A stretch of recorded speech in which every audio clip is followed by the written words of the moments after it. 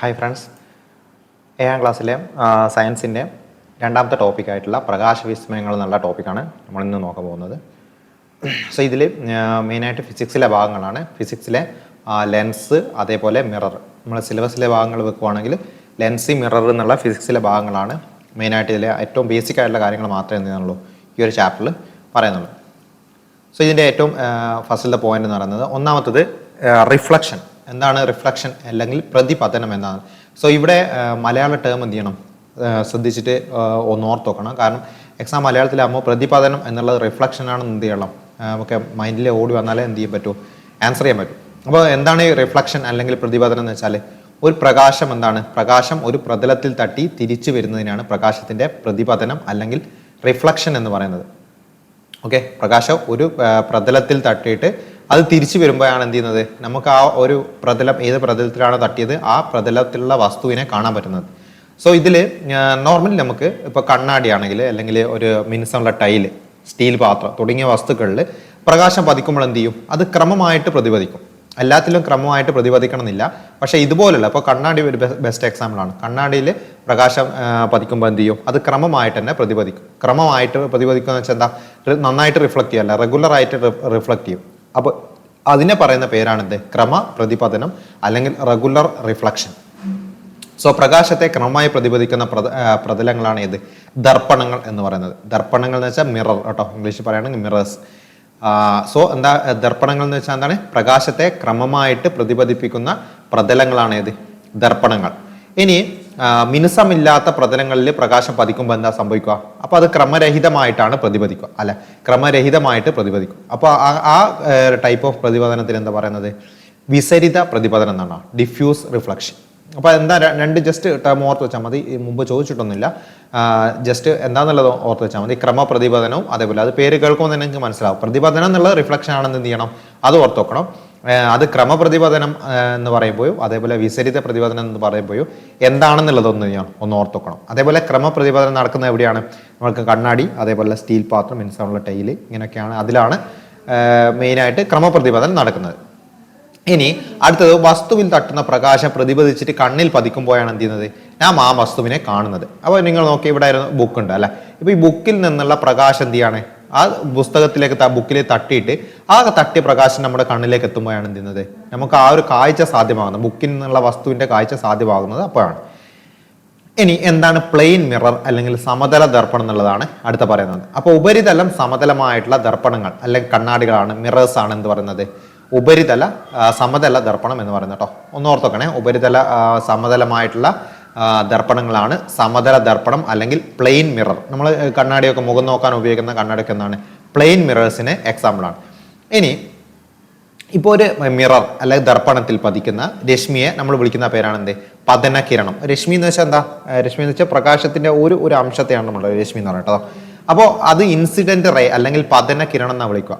അപ്പൊ ദർപ്പണത്തിൽ തട്ടിയിട്ട് തിരിച്ചു പോകുന്ന രശ്മിയെ വിളിക്കുന്ന പേരെന്തായിരിക്കും, അപ്പോൾ പ്രതിപതന കിരണം എന്നാണ് അല്ലെ, റിഫ്ലക്ട് ചെയ്തു പോകുന്നത് പ്രതിപതന കിരണം. അപ്പോൾ ഇതാണ് പതന കിരണം എങ്കിൽ ഇവിടെ ഞാൻ നിങ്ങൾക്ക് ഇതിൽ കാണിച്ചു തരാം.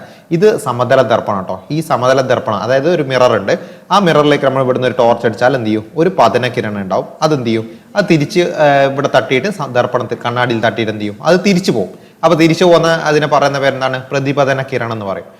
ഇനി ഈ സമതല ദർപ്പണത്തിന് ലംബമായിട്ട്, ലംബം എന്ന് വെച്ചാൽ എന്താ, 90 ഡിഗ്രിയിൽ ഒരു വര വരച്ചാൽ നമ്മൾ അതിനെ ലംബം എന്നാണ് വിളിക്കുന്നത് അല്ലെ. അപ്പോൾ ദർപ്പണത്തിന് പ്രതലത്തിന് ലംബമായിട്ട് പതനബിന്ദുവിൽ നിന്നും ഒരു രേഖ വരച്ചിരിക്കുന്നു. അപ്പൊ ഇതിനെ ലംബം അല്ലെങ്കിൽ നോർമൽ എന്നാണ് പറയുന്നത്.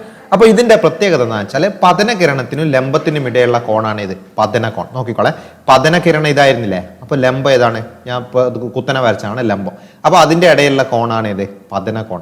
അപ്പൊ പ്രതിപതന കോൺ എന്തായിരിക്കും, ഈ ലംബത്തിന്റെയും പ്രതിപതന കിരണത്തിന്റെയും ഇടയിലുള്ളതായിരിക്കും ഇത് പ്രതിപതന കോൺ എന്ന് പറയുന്നത്. പ്രതിപതന കോൺ എന്നുള്ളത് അതായിരിക്കും. അപ്പൊ ഇത് രണ്ട് തുല്യമായിരിക്കും. ഇതിന്റെ സമതല ദർപ്പണത്തിന്റെ കേസിൽ എന്തായിരിക്കും, ഇത് രണ്ട് തുല്യമായിരിക്കും. അത് വെരി ഇമ്പോർട്ടൻ്റ് ആണ്, നമുക്ക് ഒന്ന് പോയിന്റ് ആയിട്ട് തന്നെ പറയുന്നുണ്ട്. അപ്പൊ എന്താണ്, പതനകോൺ പ്രതിപതന കോൺ എന്നിവയുടെ അളവുകൾ എപ്പോഴും എന്തായിരിക്കും, തുല്യമായിരിക്കും. അത് ഇമ്പോർട്ടൻ്റ് ആയിട്ടുള്ള ഒരു പോയിന്റ് ആണ്, വെരി ഇമ്പോർട്ടൻ്റ് ആണ്. അത് ഇടക്ക് മുമ്പ് പോയിരിക്കുന്നുണ്ട്, അത് ചോദിച്ചിട്ടുണ്ട്. ഇനി കണ്ണാടിക്ക് ഒരു മിറർ അല്ലെങ്കിൽ കണ്ണാടി നമ്മൾ മുഖം നോക്കുന്ന കണ്ണാടിക്ക് ഒരു പ്രത്യേകത ഉണ്ട്. എന്താണ്, അതാണ് പാർശ്വിക വിപര്യം അല്ലെങ്കിൽ ലാറ്ററൽ ഇൻവേർഷൻ എന്ന് പറയുന്നത്. അതായത് പ്രതിബിംബങ്ങളിൽ പാർശ്വഭാഗം വിപരീത ദിശയിലാണ് കാണപ്പെടുക. നമ്മൾ നോർമലി കണ്ണാടിയുടെ മുമ്പിൽ നിന്ന് എന്ത് ചെയ്യുക, ഒരു വലത് കൈയാണ് പോകുന്നതെങ്കിൽ പക്ഷെ കണ്ണാടിയിൽ കാണുന്നത് എന്തായിരിക്കും, ഇടത് ഭാഗത്തുള്ള കൈ പോകുന്നതായ രീതിയിൽ കാണും. അതായത് നമ്മുടെ ഒരു സൈഡ് കണ്ണാടിയിലേക്ക് പോകുമ്പോൾ എന്ത് ചെയ്യും, അത് വേറെ ഓപ്പോസിറ്റ് സൈഡായിട്ടാണ് മാറുക. അതിനാണ് പാർശ്വിക വിപര്യം അല്ലെങ്കിൽ ലാറ്ററൽ ഇൻവേർഷൻ എന്ന് പറയുന്നത്. അപ്പോൾ അത് എന്താണ് മിററിന്റെ ഒരു പ്രത്യേകതയാണ്. അതൊന്നും ജസ്റ്റ് എന്ത് ചെയ്യുക, അതൊന്നും ഓർത്തോക്കാം. ഇനി അടുത്തത് സമതല ദർപ്പണത്തിൽ രൂപപ്പെടുന്ന പ്രതിബിംബത്തിന്റെ സവിശേഷതകളാണ് ഈ പറയുന്നത്. ഇതും വെരി ഇമ്പോർട്ടൻ്റ് ആണ്. അപ്പോൾ സമതല ദർപ്പണത്തിന്റെ രൂപപ്പെടുന്ന പ്രതിബിംബത്തിന്റെ സവിശേഷതകളാണ്. ആ പ്രതിബിംബത്തിന്റെ സവിശേഷതകളിൽ പെടുന്നത് അല്ലെങ്കിൽ പെടാത്തത് എന്നുള്ള രീതിയിൽ എന്ത് ചെയ്യുക, ചിലപ്പോൾ ക്വസ്റ്റ്യൻ ചോദിക്കാം. അപ്പോൾ നിങ്ങൾക്ക് അത് കിട്ടാതെ പോകരുത്. ഒന്നാമത്തേത് വസ്തുവിന്റെ വലിപ്പം തന്നെയായിരിക്കും എന്ത് പ്രതിബിംബത്തിന് ഉണ്ടാവുക. പ്രതിബിംബം എന്ന് വെച്ചാൽ എന്താ, ഇമേജ്. അതിൽ രൂപപ്പെടുന്ന ഇമേജ് ആണ് പ്രതിബിംബം. സോ വസ്തുവിന്റെ അതേ വലിപ്പം നമ്മളിപ്പോൾ പ്ലെയിൻ മിറർ, പ്ലെയിൻ കണ്ണാടിയുടെ മുമ്പിൽ നോക്കുവാണെങ്കിൽ നമ്മൾ അതേ വലുപ്പത്തിൽ തന്നെയായിരിക്കും എന്ത് ചെയ്യുന്നത്, കണ്ണാടിയിൽ കാണപ്പെടുന്നത്. അപ്പോൾ വസ്തുവിന്റെ വലുപ്പം തന്നെയായിരിക്കും എന്ത് ചെയ്യുന്നത്, പ്രതിബിംബത്തിന് ഉണ്ടാകുന്നത്. രണ്ടാമത്തെ കേസിൽ എന്താ, വസ്തുവും ദർപ്പണവും തമ്മിലുള്ള അകലവും അതേപോലെ ദർപ്പണവും പ്രതിബിംബവും തമ്മിലുള്ള അകലവും എന്തായിരിക്കും, തുല്യമായിരിക്കും. ഇവിടെ നോക്കി കഴിഞ്ഞാൽ ഈ ഒരു അകലയില്ലേ, ഇത് ഇവിടെ നിന്നുള്ള ഈ ഒരു മിററിൽ ഈ വ്യക്തി നിൽക്കുന്ന മിററിൽ നിന്ന് നിൽക്കുന്ന അകലവും ആ മിററിൽ നിന്ന് എന്താണ് ആ ഇമേജ് രൂപപ്പെട്ട അകലവും എന്തായിരിക്കും, അത് രണ്ടും സെയിം ആയിരിക്കും. ഏതില്, ഈ സമതല ദർപ്പണത്തിൽ. അത് മൂന്നാമത്തെ പോയിന്റ് എന്താ, പ്രതിബിംബത്തിന് പാർശ്വിക വിപര്യം എന്ത് ചെയ്തിട്ടുണ്ടാവും, സംഭവിച്ചിരിക്കും. അത് നമ്മൾ ഓൾറെഡി പറഞ്ഞു. പാർശ്വിക വിപര്യം എന്ന് വെച്ചാൽ എന്താ, ഇവിടെ നോക്കിയേ, ഇവിടെ ഈ കൈ പൊന്തിക്കുമ്പോൾ വലത് കൈ പൊന്തിച്ച ഈ രീതിയിലാണ് എന്ത് ചെയ്യുക, കണ്ണാടിയിൽ കാണും അല്ലെ, തിരിച്ചിങ്ങോട്ടേക്ക് നോക്കുമ്പോൾ. അപ്പോൾ അത് സംഭവിച്ചിട്ടുണ്ടാവും ഈ ഏതിന്, സമതല ദർപ്പണത്തിന്റെ ഇമേജിന് അല്ലെങ്കിൽ പ്രതിബിംബത്തിന്. അപ്പോൾ ആ 3 പോയിന്റ്സ് എന്ത് ചെയ്യണം, ഓർത്തോക്കണം. ഇനി പ്രതിബിംബത്തിന് വേറെ ടൈപ്പ് പ്രതിബിംബങ്ങൾ രൂപപ്പെടുന്ന എപ്പോഴാണെന്നുള്ളതാണ്. അതാണ് ഗോളീയ ദർപ്പണങ്ങൾ അല്ലെങ്കിൽ സ്ഫെറിക്കൽ മിറേഴ്സ് എന്ന് പറയും. നമ്മളിപ്പോൾ പറഞ്ഞത് പ്ലെയിൻ മിറേഴ്സിന്റെ കാര്യമാണ് അല്ലെ, പ്ലെയിൻ ആണ്, സമതലമായിട്ടുള്ള. ഇനി സ്ഫെറിക്കൽ മിറേഴ്സ് എന്ന് വെച്ചാൽ എന്താ, അതൊരു സ്ഫിയറിന്റെ ഭാഗം പോലെയാണ് ഉണ്ടാവുക. അതുകൊണ്ടാണ് അതിന് സ്ഫെറിക്കൽ അല്ലെങ്കിൽ ഗോളീയ ദർപ്പണം എന്ന പേര് വന്നത്. അതായത് ഒരു ഗോളത്തിന്റെ ഭാഗമായിട്ട് നമുക്ക് അതിനെ എന്ത് ചെയ്യാം, ഒന്ന് അനുമാനം ചെയ്യാൻ പറ്റും. അപ്പോൾ സമതല ദർപ്പണത്തിൽ ഓൾറെഡി പറഞ്ഞു, പ്രതിപദിക്കുന്ന പ്രതലം എന്തായിരിക്കും, നിരപ്പായതായിരിക്കും. ഇനി ഗോളീയ ദർപ്പണങ്ങളിൽ 2 എണ്ണാണുള്ളത്, കോൺവെക്സ് ദർപ്പണം അതേപോലെ കോൺകേവ് ദർപ്പണം. കോൺവെക്സ് ദർപ്പണം ആണെങ്കിൽ നിങ്ങൾക്ക് അറിയാം, പ്രതിപദിക്കുന്ന പ്രതലം എന്തായിരിക്കും, പുറത്തേക്ക് വളഞ്ഞിട്ടാണ് ഉണ്ടാവുക. നിങ്ങൾക്ക് ആ ചിത്രത്തിൽ ഇവിടെ കാണാൻ പറ്റും. എന്താണ്, പുറത്തേക്ക് വളഞ്ഞിട്ടാണ് ഉണ്ടാവുക. ഈ ഒരു രീതിയിൽ ആയിരിക്കും കോൺവെക്സ് ദർപ്പണം ഉണ്ടാവുക, കോൺവെക്സ് മിറർ ഉണ്ടാകുന്നത്. ഇനി കോൺകേവ് മിറർ ആണെങ്കിലോ അല്ലെങ്കിൽ കോൺകേവ് ദർപ്പണം ആണെങ്കിൽ പ്രതിപദിക്കുന്ന പ്രതലം എന്തായിരിക്കും, ഉള്ളിലേക്ക് വളഞ്ഞിട്ടാണ് ഉണ്ടാവുക, ഇതുപോലെ ഉള്ളിലേക്ക് വളഞ്ഞിരിക്കുന്നത്. അപ്പോൾ ഇനി നമ്മൾ പറയാൻ പോകുന്നത് സമതല ദർപ്പണം ഓൾറെഡി പറഞ്ഞു. ഇനി കോൺവെക്സും കോൺകേവും ദർപ്പണത്തിനെ പറ്റിയാണെന്ന് പറയുന്നത് കേട്ടോ. അപ്പോൾ ഗോളത്തിന്റെ ഭാഗമായി വരുന്നതിനാലാണ് ഇത്തരം ദർപ്പണങ്ങൾ എന്ത് വിളിക്കുന്നത്, ഗോളീയ ദർപ്പണം എന്ന് വിളിക്കുന്നത്. ഞാൻ ഓൾറെഡി പറഞ്ഞത്.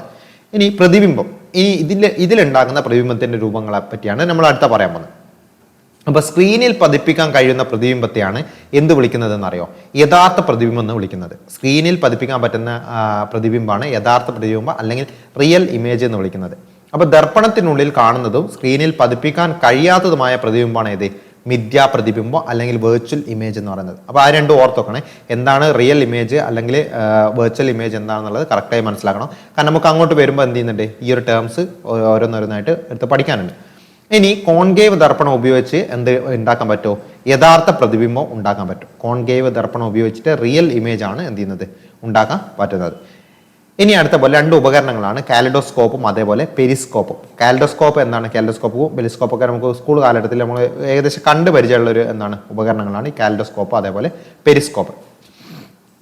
അപ്പോൾ ഉപകരണം എന്താണെന്നുള്ളത് മാത്രം ജസ്റ്റ് ഒന്ന് ഐഡന്റിഫൈ ചെയ്താൽ മതി. നമുക്ക് ഒരു എക്സാമ്പിൾ പറയുമ്പോൾ മാത്രമേ ഇത് ആവശ്യമുള്ളൂ. വേറെ പ്രത്യേകിച്ച് ഗുണം അതിനെപ്പറ്റിയൊന്നും ചോദിക്കാറില്ല. അപ്പോൾ ദർപ്പണങ്ങളിൽ നമ്മൾ പഠിച്ച 3 ദർപ്പണങ്ങളെ പറ്റിയാണ് ഇനി അടുത്ത കറക്റ്റായിട്ട് വൃത്തിക്ക് പഠിക്കാൻ പോകുന്നത്. ഇതാണ് ഈ ചാപ്റ്ററിൽ ഏറ്റവും ഇമ്പോർട്ടൻ്റ് ആയിട്ടുള്ള പോയിന്റ്സുകൾ വരുന്നത്. അപ്പോൾ ഒന്നാമത്തെ ദർപ്പണം കോൺവെക്സ്, രണ്ടാമത്തത് കോൺകേവ്, മൂന്നാമത്തെ എന്താണ്, സമതല ദർപ്പണം. അപ്പോൾ കോൺവെക്സ് ദർപ്പണത്തിന്റെ ഉപയോഗമാണ് എന്ത്, വാഹനങ്ങൾ ഓടിക്കുമ്പോൾ ഡ്രൈവർക്ക് പിന്നിൽ വരുന്ന വാഹനങ്ങൾ കാണാനുള്ള ദർപ്പണമായിട്ട് ഉപയോഗിക്കുന്ന ഏതാണ്, കോൺവെക്സ് ആണ്. അതിന് പറയുന്ന പേരാണ് rear view mirror. Rear view mirror എന്ന് വെച്ചാൽ പിന്നിൽ നിന്ന് വരുന്ന വാഹനങ്ങൾ കാണാൻ വേണ്ടിയിട്ട് മുമ്പിൽ വെച്ചിരിക്കുന്ന മിററാണിത്, റിയർ വ്യൂ മിറർ എന്നുള്ളത്. അപ്പോൾ റിയർ വ്യൂ മിററിൽ ഉപയോഗിക്കുന്ന ലെൻസ് അല്ലെങ്കിൽ ദർപ്പണം, ലെൻസ് അല്ല ദർപ്പണമാണ്. മിറർ ഏതാണെന്ന് ചോദിച്ചാൽ ഏതാണ്, കോൺവെക്സ് മിററാണ്, കോൺവെക്സ് ദർപ്പണമാണ്. അപ്പോൾ ഇതിന്റെ പ്രത്യേകത എന്താ, കോൺവെക്സ് ദർപ്പണത്തിന്റെ പ്രത്യേകത വസ്തുക്കളുടെ ചെറിയ പ്രതിബിംബം ലഭിക്കും. അപ്പോൾ കൂടുതൽ വിസ്തൃതിയിൽ എന്ത് ചെയ്യാൻ പറ്റും, ദൃശ്യമാകും. അപ്പോൾ കൂടുതൽ വിസ്തൃതിയിൽ വസ്തുക്കൾ ചെറിയ പ്രതിബിംബം ലഭിക്കുന്നതുകൊണ്ട് അതിനെ മൊത്തത്തിൽ എന്ത് ചെയ്യാൻ പറ്റും, നമുക്ക് മൊത്തമായിട്ട് കാണാൻ പറ്റും. ഇനി കോൺകേവ് ദർപ്പണം ഉപയോഗിക്കുന്ന 2 എക്സാമ്പിളുകളാണ്. ഇത് മാത്രമല്ല കേട്ടോ, ഇത് ടോപ്പിക് എടുക്കുമ്പോൾ നമുക്ക് കുറച്ചുകൂടി ഡീപ്പായിട്ട് പോകാനുണ്ട്. കോൺകേവ് ദർപ്പണം ഉപയോഗിക്കുന്ന 2 എക്സാമ്പിളുകളാണ്. ഒന്ന് ഷേവിംഗ് മിററിലും അതേപോലെ ടോർച്ചിലെ റിഫ്ലക്ടറിലും. അപ്പോൾ ഇതിൽ എങ്ങനെയുള്ള ഇമേജ് ആയിരിക്കണം ഫോം ചെയ്യേണ്ടത്? അതായത് വലിയ പ്രതിബിംബം ഉണ്ടാക്കാനുള്ള കഴിവാണ് അല്ലെ, നമുക്ക് കുറച്ചുകൂടി സൂക്ഷ്മമായിട്ടുള്ളതാണ് ഇതിൽ കാണേണ്ടത്. അപ്പോൾ വലിയ പ്രതിബിംബം ഉണ്ടാക്കാനുള്ള കഴിവുണ്ട് കോൺകേവ് മിററിന്. പിന്നെന്താണ്, പ്രകാശത്തെ സമാന്തരമായി പ്രതിഫലിപ്പിക്കാനുള്ള കഴിവുണ്ട്. ഇനി സമതല ദർപ്പണം നമ്മൾ ഫസ്റ്റ് പറഞ്ഞതാണ്. സമതല ദർപ്പണം ഉപയോഗിക്കുന്ന 2 എക്സാമ്പിളുകൾ ഏതൊക്കെയാണ്? ഒന്ന് മുഖം നോക്കാൻ ഉപയോഗിക്കുന്നത് അല്ലെ, നമ്മുടെ കണ്ണാടി, വീട്ടിൽ ഉപയോഗിക്കുന്ന കണ്ണാടികളൊക്കെ എന്താണ്, സമതല ദർപ്പണമാണ്. പിന്നെ ഉള്ളത് കാലിഡോസ്കോപ്പ് നിർമ്മിക്കുന്നതിന്. കാലിഡോസ്കോപ്പ് നമ്മൾ ഓൾറെഡി പറഞ്ഞു.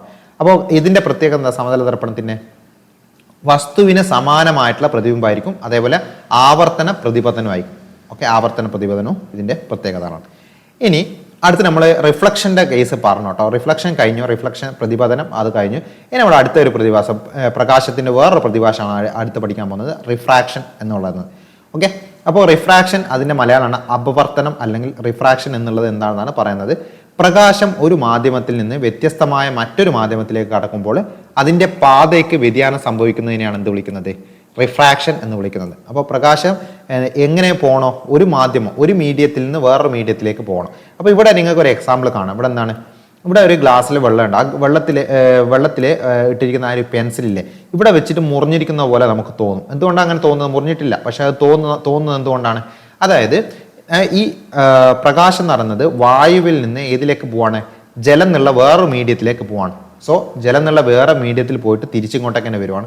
സോ ഇങ്ങനെ തിരിച്ച് പോകുമ്പോൾ എന്ത് ചെയ്യും? അതിനുണ്ടാകുന്ന ഇമേജിന് എന്ത് ചെയ്യും? മാറ്റം വരും. ഈ ഒരു അങ്ങോട്ട് പോകുന്ന റേസിന് എന്ത് ചെയ്യും? ആ ഒരു റിഫ്രാക്ഷൻ സംഭവിക്കും. ഇവിടുന്ന് ഒരു വ്യതിയാനം സംഭവിക്കും. അതാണ് റിഫ്രാക്ഷൻ എന്ന് പറയുന്നത്. അപ്പോൾ ഒരു മാധ്യമത്തിൽ നിന്ന് വേറൊരു മാധ്യമത്തിലേക്ക് കടക്കുമ്പോഴാണ് എങ്ങനെ സംഭവിക്കുന്നത്? അതിന്റെ പാതയ്ക്ക് ഒരു വ്യത്യാസം വരുന്നത്. അപ്പോൾ അങ്ങനെ വരുന്ന വ്യത്യാസമാണ് പ്രകാശത്തിന്റെ എന്ത് പറയുന്നത്? അപവർത്തനം അല്ലെങ്കിൽ റിഫ്രാക്ഷൻ എന്ന് വിളിക്കുന്നത്. അപ്പോൾ അതൊന്ന് ഓർത്ത് നോക്കുക. നമുക്ക് റിഫ്രാക്ഷൻ്റെ ഒക്കെ കുറേ ആപ്ലിക്കേഷൻസ് അല്ലാതെ തന്നെ പഠിക്കാനുണ്ട്. ഇതിൽ തന്നെ പറഞ്ഞിരിക്കുന്ന ഒരു എന്താണ്, ഒരു എക്സാമ്പിളാണ് ഗ്ലാസ്സിൽ ഇട്ടിരിക്കുന്നത് അല്ലേ, പെൻസിൽ മുറിഞ്ഞതുപോലെ തോന്നുന്നത്. അതെന്തുകൊണ്ടാണെന്ന് വെച്ചാൽ എന്താ? റിഫ്രാക്ഷൻ ഓഫ് ലൈറ്റ് ആണ്. ഇനി അടുത്ത പറയാൻ പോകുന്നത് ലെൻസുകൾ. അപ്പോൾ ഇതുവരെ നമ്മൾ പറഞ്ഞതൊക്കെ മിറേഴ്സ് ആയിരുന്നു, ദർപ്പണങ്ങളായിരുന്നു. ഇനി നമ്മൾ പറയാൻ പോകുന്നത് ലെൻസാണ്. ഓക്കെ, ലെൻസുകൾ. അപ്പോൾ ലെൻസുകളിൽ നമുക്ക് 2 എണ്ണമാണ് പഠിക്കാനുള്ളത്. ഒന്ന് മെയിനായിട്ട് കോൺവെക്സ് ലെൻസും അതേപോലെ കോൺകേവ് ലെൻസും. അപ്പോൾ മധ്യത്തിൽ കനം കൂടിയതും വക്കുകൾ കനം കുറഞ്ഞതുമായ ലെൻസാണ് ഇത് കോൺവെക്സ് ലെൻസ്. അപ്പോൾ നിങ്ങൾക്ക് ചിത്രത്തിൽ കാണാതെ നോക്കിയേ, മധ്യത്തിൽ കനം കൂടുതലാണ് ഇവിടെ. അത് വക്കുകളിലേക്ക് പോകുന്നത് എന്താവും? വക്കുകളിലേക്ക് പോകുമ്പോൾ അതിന്റെ കനം കുറഞ്ഞു വരും. ഇനി കോൺകേവ് ആണെങ്കിലോ മധ്യത്തിൽ കനം കുറഞ്ഞിട്ടുണ്ടാവും, പക്ഷെ വക്കുകളിലേക്ക് എത്തുമ്പോൾ എന്ത് ചെയ്യും? അതിന്റെ കനം കൂടിയിട്ട് വരും. അങ്ങനെയുള്ള ലെൻസുകളാണ് ഇത് കോൺകേവ് ലെൻസുകൾ. അപ്പോൾ ഇനി ലെൻസിൽ കൂടി നമ്മൾ പ്രകാശം കടത്തി വിടുമ്പോൾ എന്താ സംഭവിക്കുന്നതാണ്. ഇത് നോക്കിയ ഒരു കോൺവെക്സ് ലെൻസ് നിങ്ങൾക്ക് ഇവിടെ കാണാം. ആ കോൺവെക്സ് ലെൻസിലൂടെ ഒരു പ്രകാശം കടന്നു പോകുമ്പോൾ എന്താ സംഭവിക്കുന്നത്? ഇത് കോൺവെക്സ് ലെൻസ് കടന്നിട്ട് പിന്നെ എന്താണ്, ഒരു പോയിന്റിലേക്ക് എന്ത് ചെയ്യാണ്? മെർജ് ചെയ്ത് വരുന്നുണ്ട് അല്ലെ, ഒരു പോയിന്റിലേക്ക് എല്ലാ രശ്മികളും കൂടി തട്ടി വരുന്നുണ്ട്. എന്നാൽ കോൺകേവിന്റെ കേസിൽ നിങ്ങൾ നോക്കിയാൽ അങ്ങനെ വരുന്നുണ്ടോ? കോൺകേവിന്റെ കേസിൽ അത് നേരെ അതിൽ തട്ടിയതിനു ശേഷം എന്ത് ചെയ്യണം? 2 ഓപ്പോസിറ്റ് രീതിയിലേക്ക് അങ്ങനെ പോവാണ്, 2 ഓപ്പോസിറ്റ് ഡയറക്ഷനിലേക്ക് പോകണം. അതൊരിക്കലും കൂട്ടിമുട്ടില്ല എന്നുള്ള രീതിയിലേക്കാണ് എന്ത് ചെയ്യുന്നത്? അത് കടന്നിട്ട് പോകുന്നത്. അപ്പോൾ കോൺവെക്സ് ലെൻസ് അതിലൂടെ കടന്നു പോകുന്ന പ്രകാശരശ്മികളെ പരസ്പരം എന്ത് ചെയ്യുന്നുണ്ട്? അടുപ്പിക്കുന്നുണ്ട്. എന്നാലോ കോൺകേവ് ലെൻസ് അതിലൂടെ കടന്നു പോകുന്ന പ്രകാശരശ്മികളെ പരസ്പരം അകറ്റുകയാണ് ചെയ്യുന്നത്. ഇനി ലെൻസുകളുടെ ഉപയോഗങ്ങളാണ് അടുത്ത നമുക്ക് പഠിക്കാനുള്ളത്. അപ്പോൾ ലെൻസുകളുടെ ഉപയോഗങ്ങളിൽ ചെറിയ അക്ഷരങ്ങളെയും വസ്തുക്കളെയും വലുതായി കാണാൻ നാം ഉപയോഗിക്കുന്നതാണ് ഹാൻഡ് ലെൻസ്. ചിത്രത്തിൽ കാണാം ഹാൻഡ് ലെൻസ്. അപ്പോൾ ഇതൊരു കോൺവെക്സ് ലെൻസ് ആണ്. ഈ ഹാൻഡ് ലെൻസ് എന്നുള്ള കോൺവെക്സ് ആണ്. അപ്പോൾ കോൺവെക്സ് ലെൻസിന്റെ പ്രത്യേകത എന്താണ്? ചെറിയ വസ്തുക്കൾ എന്താക്കിയിട്ട് കാണിക്കാൻ വേണ്ടിയിട്ടാണ്? വലുതാക്കിയിട്ട് കാണിക്കാൻ വേണ്ടിയിട്ടാണ്. So microscope, telescope, camera, projector മുതലായ ഉപകരണങ്ങൾ ഉപയോഗിക്കുന്ന ലെൻസാണ് ഇത് കോൺവെക്സ് ലെൻസ്. അപ്പോൾ അത് ഓർത്തോക്കണേ, ഇത് ഇമ്പോർട്ടൻ്റ് ആയിട്ടുള്ള പോയിന്റ് ആണ്. ഈ ഉപകരണങ്ങൾ ഇത് മുമ്പ് ചോദിച്ചിട്ടുണ്ട്, എന്താണ് കോൺവെക്സ് ലെൻസ് ഉപയോഗിക്കുന്ന, അല്ല മൈക്രോസ്കോപ്പിൽ അല്ലെങ്കിൽ ടെലിസ്കോപ്പിൽ ഉപയോഗിക്കുന്ന ലെൻസ് ഏതാണെന്നുള്ളത് മുമ്പ് ചോദിച്ചിട്ടുണ്ട്. അപ്പോൾ അതിൽ ക്യാമറയിൽ പ്രൊജക്ടറിലൊക്കെ ഉപയോഗിക്കുന്നത് തന്നെയാണ് കോൺവെക്സ് ലെൻസ് തന്നെയാണ്. ഇനി നമ്മൾ അടുത്തൊരു എന്താണ് പ്രകാശത്തിന്റെ അടുത്തൊരു പ്രതിഭാസമാണ് പറയാൻ പോകുന്നത്. അപ്പോൾ അതിനാണ് മഴവില്ലിന്റെ കേസുകൾ പറഞ്ഞിട്ടാണ് അടുത്ത വരുന്നത്. അപ്പോൾ ഇതൊരു എക്സ്പെരിമെന്റ് ആയിട്ട് ചെയ്യുമ്പോൾ നിങ്ങൾക്ക് ഒരു ധവളപ്രകാശം എന്ന് വെച്ചാൽ സൂര്യപ്രകാശം തന്നെ കേട്ടോ. സൂര്യപ്രകാശം ഒരു പ്രിസത്തിലൂടെ കടത്തിവിട്ടാൽ എന്തായിട്ട് മാറും അത്? അപ്പോൾ മറു സൈഡിൽ കിട്ടുന്ന എന്തായിരിക്കും? അതൊരു മഴവില്ലായിരിക്കും. മഴവില്ലെന്ന് പറയുമ്പോൾ 7 കളറുകൾ ഉണ്ടാവും അതിൽ. 7 കളറുകൾ വ്യക്തമായിട്ട് കാണാൻ പറ്റുന്ന രീതിയിൽ എന്തായിട്ട് മാറും, ഈ ഒരു വൈറ്റ് ലൈറ്റ് മാറും. അതെന്തുകൊണ്ടാണ് മാറുന്നത് എന്നുള്ളതാണ് നമ്മൾ അടുത്ത പ്രതിഭാസമായിട്ട് പഠിക്കാൻ പോകുന്നത്. അപ്പോൾ സൂര്യൻ്റെത് ധവളപ്രകാശമാണ്. അപ്പോൾ ധവളപ്രകാശത്തിൽ 7 വർണ്ണങ്ങളാണ് അടങ്ങിയിട്ടുള്ളത്. ആ ഒരു ഓർഡറാണ് എന്ത് വിബ്ജിയോർ എന്നുള്ള രീതിയിൽ നമ്മൾ ഓർത്ത് വെക്കുന്നത്. വിബ്ജിയോർ എന്ന് പറഞ്ഞാൽ violet, IndiGo, blue, green, yellow, orange, red. So ഈ വർണ്ണങ്ങൾ ഇതുള്ള ഒരു ധവളപ്രകാശം പ്രിസത്തിലൂടെ കടത്തിവിടുമ്പോൾ എന്ത് ചെയ്യും, അത് ഘടകവർണ്ണങ്ങളായിട്ട് മാറും. ഘടകവർണ്ണങ്ങൾ എന്ന് വെച്ചാൽ എന്താ, ഈ വിബ്ജിയോറാണ് ഘടകവർണ്ണങ്ങൾ.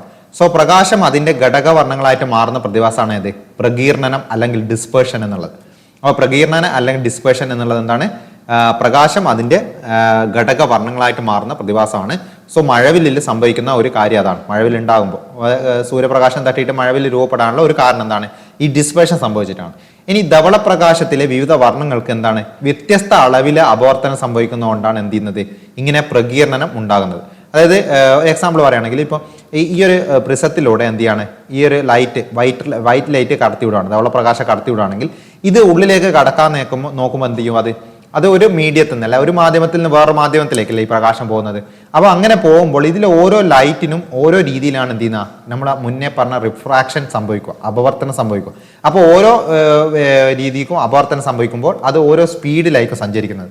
സോ അതുകൊണ്ട് നമുക്ക് എന്ത് ചെയ്യാൻ പറ്റും, ഇത് പുറത്തേക്ക് എത്തുമ്പോൾ അതിനെ വേറെ ആയിട്ട് എന്ത് ചെയ്യാൻ പറ്റുമോ, കാണാൻ പറ്റും. അതുകൊണ്ടാണ് വയലറ്റ്, ഇൻഡിഗോ, ബ്ലൂ, ഗ്രീൻ എന്നുള്ള ആ ഓർഡറിൽ തന്നെ നമുക്ക് എന്ത് ചെയ്യാൻ പറ്റുന്നത്, ആ ഒരു വൈറ്റ് ലൈറ്റിനെ ഇതിന്റെ പുറത്തെത്തുമ്പോൾ കറക്റ്റായിട്ട് കാണാൻ പറ്റുന്നു. ഇനി നേരെ ഇത് തിരിച്ച് ഇങ്ങോട്ടേക്ക് ചെയ്യാൻ പറ്റുമോ, അതായത് വിബ്ജിയോർ എന്നുള്ള കളറിനെ വൈറ്റ് ലൈറ്റ് ആക്കി മാറ്റാൻ പറ്റുമോ, അതും പറ്റും. അതാണ് എങ്ങനെ പറയുന്നത്, ഒരു ഡിസ്ക്, ഇത് കണ്ടോ, ഒരു ഡിസ്കിലേക്ക് എന്ത് ചെയ്യുക, ഈ വിബ്ജിയോർ എന്നുള്ള കളർ കൊടുത്തതിന് ശേഷം ആ ഡിസ്ക് നന്നായിട്ട് സ്പീഡിൽ റൊട്ടേറ്റ് ചെയ്ത് കഴിയുമ്പോൾ എന്ത് ചെയ്യും, അതൊരു വൈറ്റ് ആയിട്ട് നമുക്ക് എന്ത് ചെയ്യും, തോന്നും. വൈറ്റ് ആയിട്ട് നമുക്ക് തോന്നുന്നതാണ്. അപ്പോൾ പ്രകാശത്തിലെ ഘടകവർണ്ണങ്ങൾ കൂടിച്ചേരുമ്പോൾ വെള്ള നിറം കിട്ടുന്ന എന്ത് ചെയ്യുക, നമുക്ക് അതിൽ നിന്ന് മനസ്സിലാക്കാൻ പറ്റും. അപ്പോൾ ഇത്രയാണ് ഈ ഒരു ചാപ്റ്ററിൽ മെയിനായിട്ട് വരുന്ന പോയിന്റ്സ്. നമുക്കിനി അടുത്ത് നോക്കാനുള്ളതിൽ കെമിസ്ട്രിയിലെ ടോപ്പിക്കാണ് ആസിഡുകളും ആൽക്കലിയും. അത് നമുക്ക് വേറെ സെഷനായിട്ട് ചെയ്യാം.